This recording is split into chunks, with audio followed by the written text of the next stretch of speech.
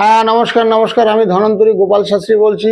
যারা সমস্যার মধ্যে দিয়ে চলছেন, কারোর চাকরি হচ্ছে না, কারোর বিয়ে হচ্ছে না, কারোর বাড়িঘর করতে পারছে না, কারোর সন্তান পড়াশোনা করতে পারছে না, লেখাপড়ায় ভীষণ মনোযোগী মনোসংযোগের অভাব, যাদের মাধ্যমিক উচ্চ মাধ্যমিক পরীক্ষা দেবে পিতামাতা চিন্তিত হয়ে পড়ছে, তাদের জন্য আগামী শুক্রবার যেখানে কালী মন্দির আছে সেখানে যে একটু পুজো পাঠ করে দেবেন। সেই শিব মন্দিরও ভালো হবে, অসুবিধা নেই। শিব মন্দিরে যে পুজো পাঠ করতে পারেন তাতে খুব ভালো ফল পাবে।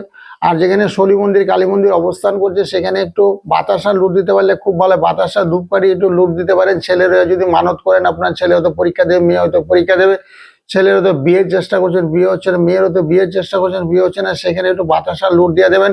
যেখানে শনি মন্দির কালী মন্দির অবস্থান করবে এই আগামী শুক্রবার দিন করবেন, তাহলে দেখবেন খুব ভালো ফল হবে, মনস্কামনা পূর্ণ হবে।